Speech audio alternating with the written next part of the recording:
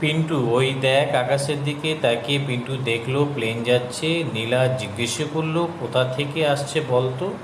পিন্টু বিজ্ঞের মতো জবাব দিল, অনেক দূর থেকে। নীলা বলল, এরোপ্লেনটা ঠিক যেন পাখি। নীলা বলল, হ্যাঁ, ঠিক যেন চিলের মতো। এই এমনি করে শোঁ করে উড়ে যায়। হাত দুটো উপরে তুলে সামনে বেরিয়ে পিন্টু দৌড়ে চলে গেল। নীলা চলল তার পিছু পিছু।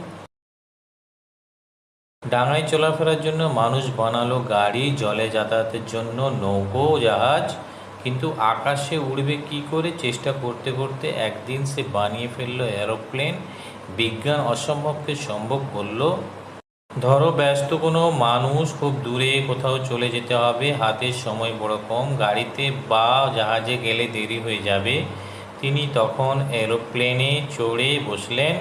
ব্যাস, খুব কম সময়ে তিনি গন্তব্যস্থানে পৌঁছে গেলেন। দিন দিন এরোপ্লেনও কত উন্নতি হয়েছে, আকারে বড় হয়েছে, গতি দ্রুততর হয়েছে। এর থেকে মানুষের মনে এলো রকেটের কথা। শেষ পর্যন্ত সে রকেট বানিয়ে ছাড়লো। রকেটের গতিবেগ এরোপ্লেনের চেয়ে অনেক বেশি।